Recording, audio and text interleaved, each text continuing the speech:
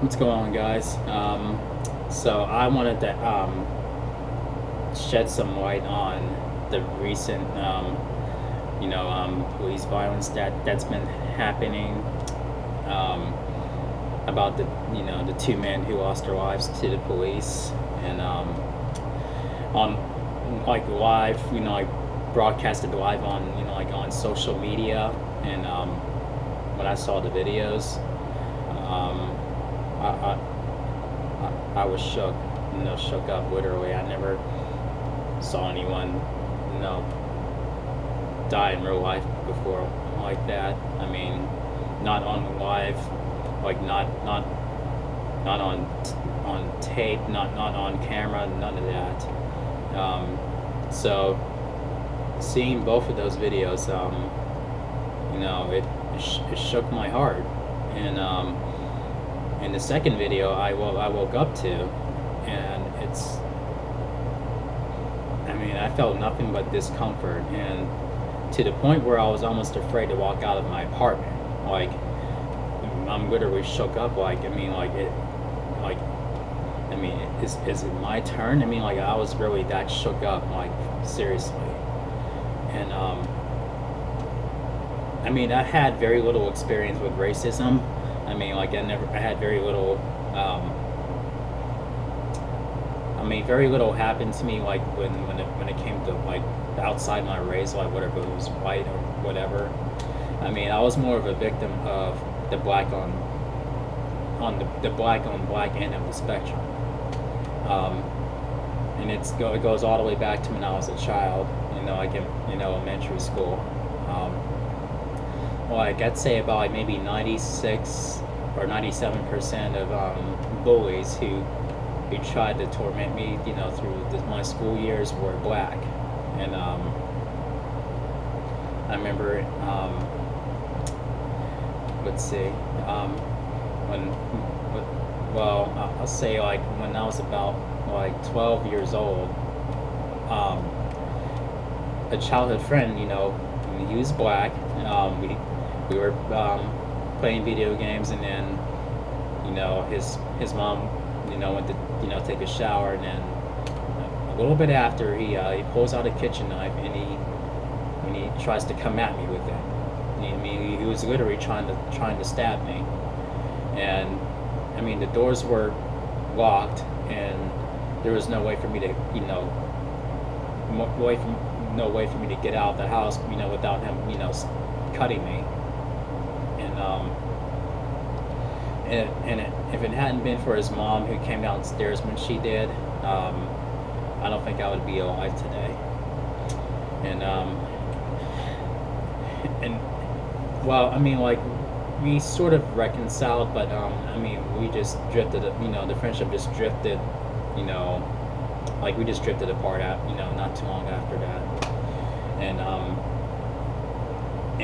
in my senior year of high school, like, that's when 9/11 happened. And right after, a few black kids wanted to humiliate me in the classroom by saying that I was from Afghanistan or whatever. They said that, and they also said that it was my people that caused the towers to fall, and a couple of them, called, I've been called a terrorist for a little bit, and that wasn't easy to deal with. And when I was 19 years old, two black guys, they followed me, and then when they had me right where they wanted me, then they jumped me, took my wallet and my cell phone. They kept kicking me, like, into the ground, and into my chest, and punching me, and until they got what they wanted, what they came for. And I mean, there was like only one white boy that bullied me. I mean, that versus I don't know how many black like black kids.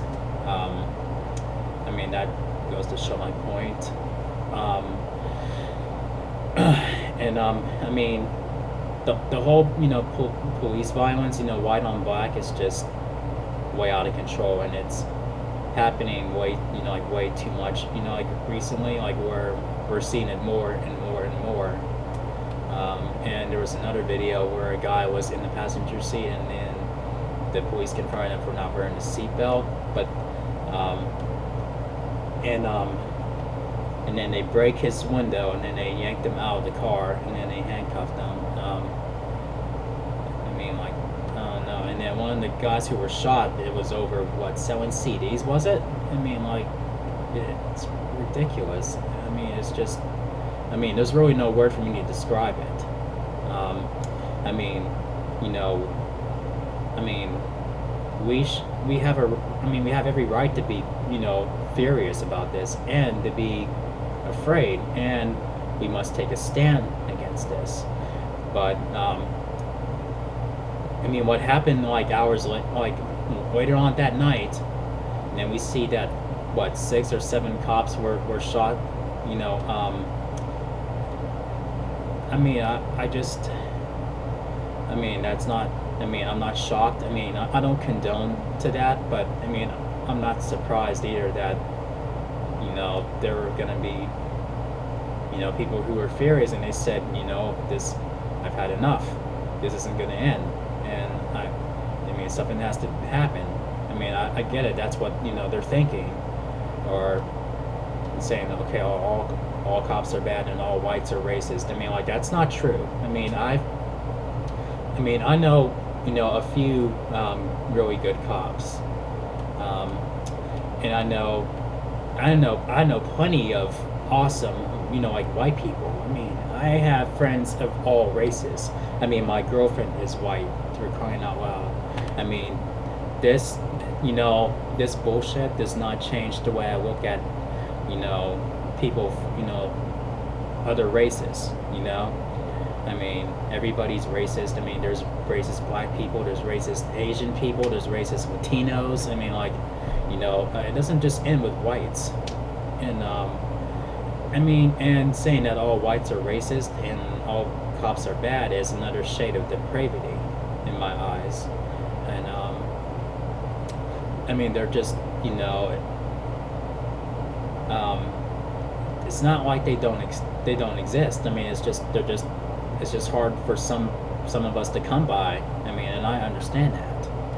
And I just, in my prayers go out to the families, that were involved in this recent police violence. I mean, like, I can't imagine what it was like to be right there and see it happening, like right in front of you. I mean, I cannot imagine that, even for a kid to be in the back seat and witness that. I mean, that's gonna change their life. I mean, change their lives forever.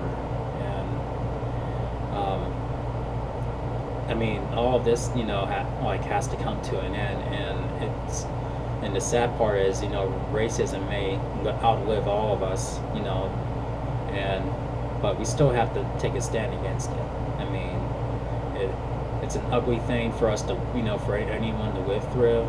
And I mean, and nobody should have to, live like that, where they're wondering if,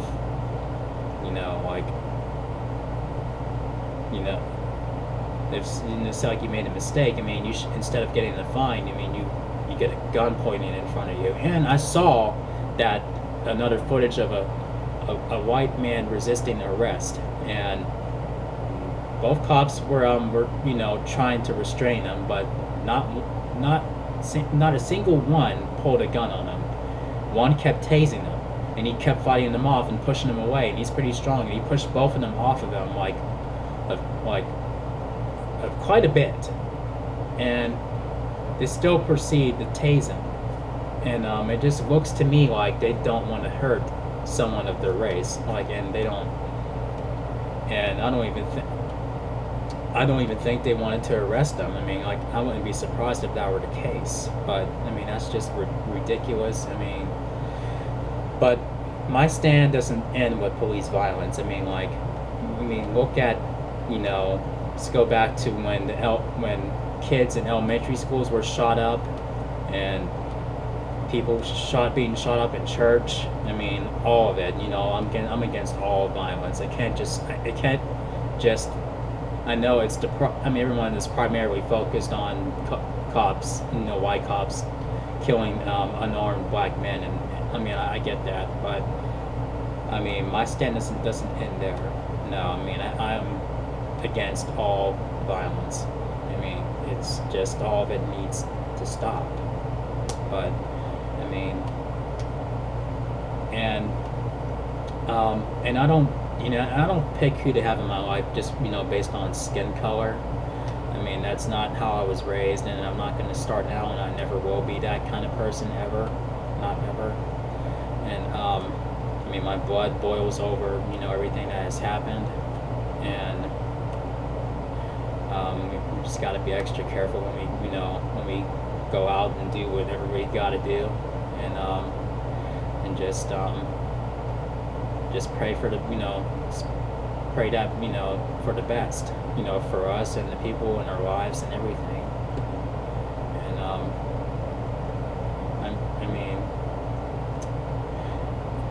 And I'm the kind of person who would treat you with equal respect and until you give me a reason not to. I mean, that's who I am. I'm not gonna treat you differently because based on the color of your skin. I mean, I'm all about attitude, and I'm about action, and I'm about how you treat me and how you treat others and how you treat, you know, just people in general, you know. But I mean, that's what I wanted to say about this whole thing. So I mean, feel free to leave your comments down below if you disagree with anything I've said. That's cool, but don't leave any, don't, I don't know, just don't leave any negative words towards me. You know, like if, you know, I mean, if you agree or disagree, that's cool. I mean, there's a way to really express that without, you know, attacking me or being cyberbullying me over it. You know what I mean? That's all I'm saying. But yeah, I mean, this has to stop. It does. So you guys be safe and take care, and just keep praying.